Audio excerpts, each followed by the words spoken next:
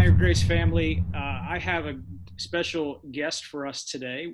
She was going to join us in person when we were still planning to be meeting together every single week. But even during this time of social distancing and everything, I was able to get her to make room in her busy schedule for us. And I'm so excited to introduce to you today Lindsay Knapp. Lindsay is the social worker for Palmyra School District, one of the social workers. And we're so lucky here in Palmyra because she's actually received the award for School Social Worker of the Year last year, which I didn't even tell her I was going to embarrass her by saying I knew that. But we have the best in the state here in Palmyra. And as your elders were seeking and praying about how best we could influence our community and give back to our community, as we wanted to use some of the money that we set aside after last year's budget was completed to give back to our community. Lindsay's name kept coming up, and so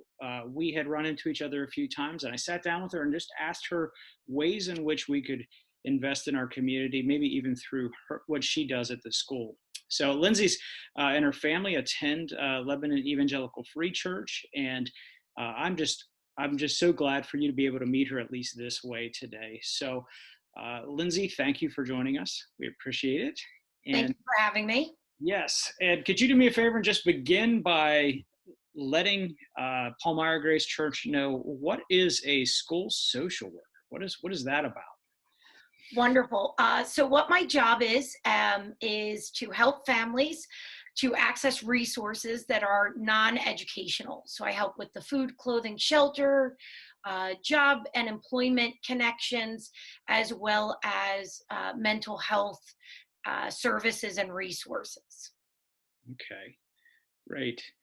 And so I found that it seems to me that in our community, that because of your contact with all kinds of families and all kinds of places, it just really seemed to me like, whether you intended to or not, that a lot of the needs within our community have fallen on your plate.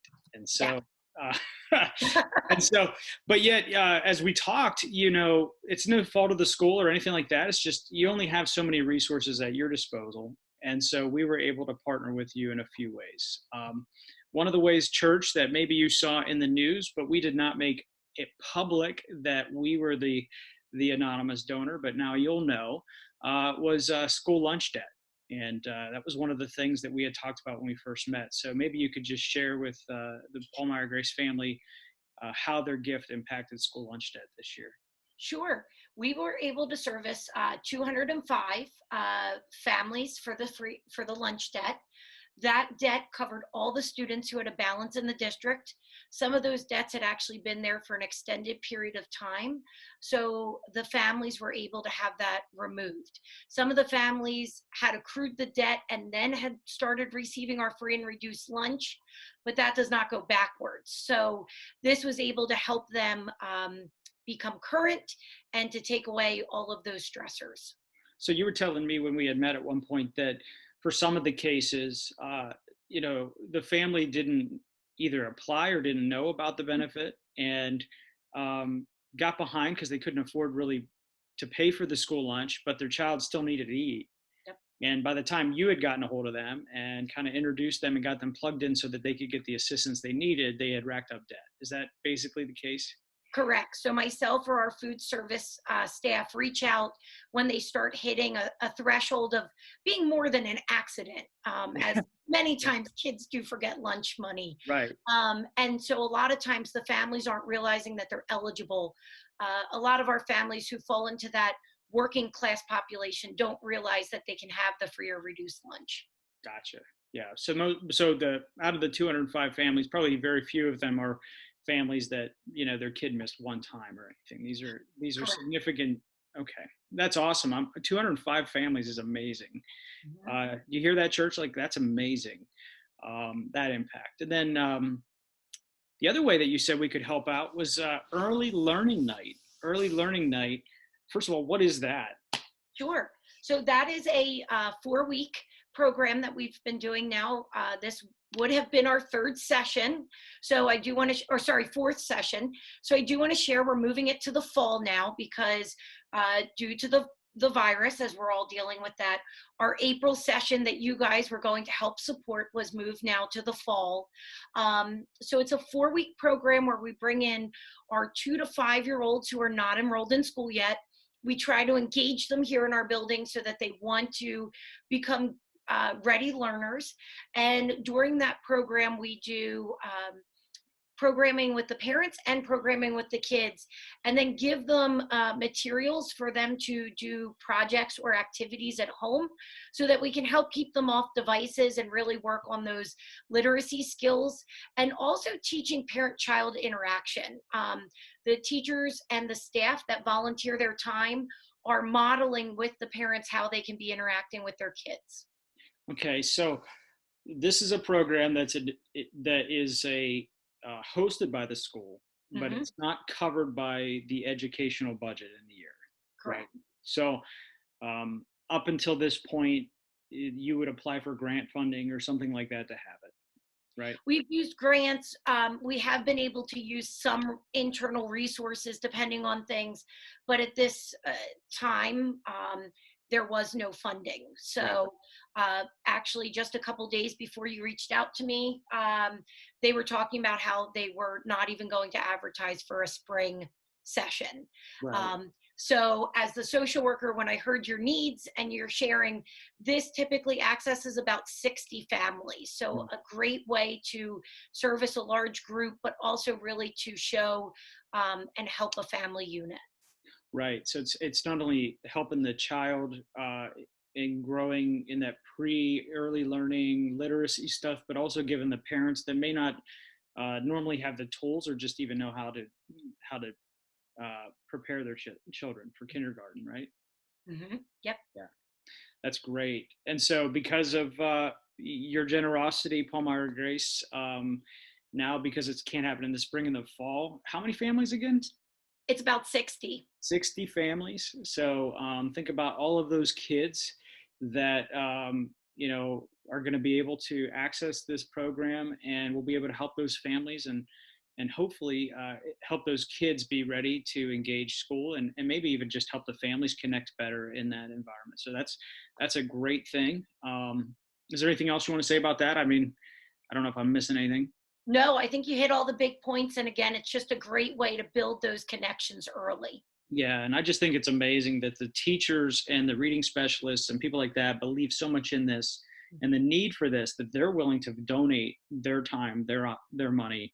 And so we're helping as well by donating our money so that they can buy the resources that they need to do it. But still, the teachers, they're still doing it for free. And that tells me, A, what kind of faculty we have and staff we have at the school, but also just how much there is a need for this.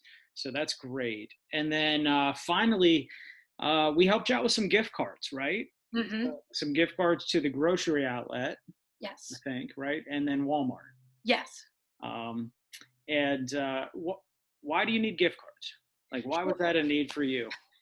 So one of the big things is I spend a lot of my time helping to complete paperwork, applications, programmatic type things with families. And as everyone is pretty well aware, systems work slowly. So while they're working, the gift cards are a way that I can help families in the interim in those immediate needs. So the grocer's outlet so that they can just purchase food items and be able to get those resources over the few days as we're applying or getting ready to send to the caring cupboard, or working with food stamps or WIC, that they have something to get them over that hurdle. When it comes to Walmart, a big thing that's difficult is even though I may be able to help families with clothing, we do have a closet up at our high school where we do have some gently used clothes, socks, underwear, shoes. Those things are definitely things that are more difficult to be able to reuse, or impossible really. So the gift cards are able to be used for those items. We do have some students to participate in certain programs. They do need certain items purchased, skid-free shoes, other things. So this affords the opportunity for students to be able to use some of our resources and participate in some programs outside of school that they wouldn't traditionally be able to do. Right. Right. Like I can remember when I played basketball, for instance, they weren't, you know, my basketball shoes weren't provided by the school. My jersey was. But if you're a kid whose family can't afford basketball shoes, well, then you're showing up to whatever you got on your feet to play. And so that's a really that's great. And so you don't have, you know, like a slush fund or anything you get to spend at the school, or? So I do, myself and my colleague, we do have a fund that's actually fully funded from our teachers. Uh-huh. From We your teachers. from our teachers. Wow. We do a dress down once a year for that. Yep. And that does typically go, that's a much more structured usage. Where with the gift cards, as you and I spoke, I can actually give those directly to the families to afford them some opportunities. So especially, again, there's a higher plan. With everything going on right now, we have a lot of families who have needs that may not necessarily be just related to the school. And those gift cards have been able to help. So we have been able to help give some families the grocers outlet so they can purchase food. In addition to the lunch and breakfast, we're able to provide, they can go get some snacks and other items. We have some families that are not living in fixed residence. They may be bouncing.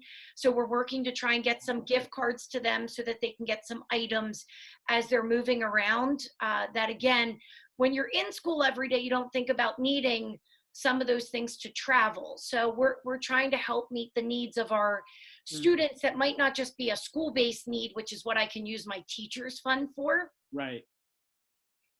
Yeah. Okay. So those are for school-based needs.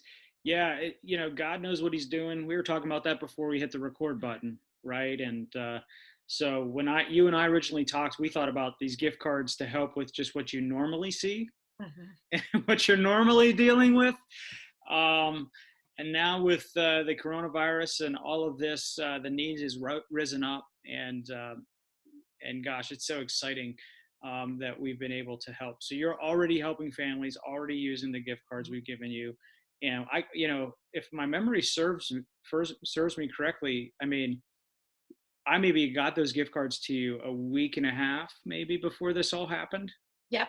Yeah. So God's timing is amazing. It was great. It's been great to partner with you, and I look forward to doing it in the future. And thanks for coming in and doing it this way, rather than Sunday morning, doing it this way. I know. Thank you for being flexible. Yes. So I think we could all use some good news, and we could all use some news in the way that, this is no surprise to God. And he was already working ahead through our faithfulness and through your work so that we could partner together even in this time. So thanks again, and we'll be in touch. Thank you.